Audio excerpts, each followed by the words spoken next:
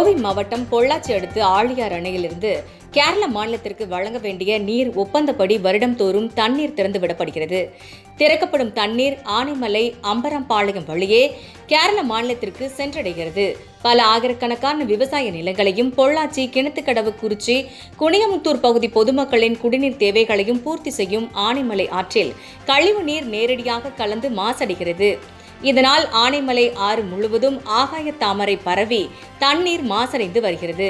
இதற்கு தீர்வு ஏற்படுத்த கோரி வேட்டைக்காரன் பகுதியைச் சேர்ந்த சமூக ஆர்வலர் காந்தி பூபதி என்பவர் பொள்ளாச்சி சார் ஆட்சியர் அலுவலகத்திற்கு மாசடைந்த தண்ணீரை பாட்டிலில் பிடித்து இலை, தலை, செடிகளை உடல் முழுவதும் கட்டிக்கொண்டு வந்து மனு அளித்தார்.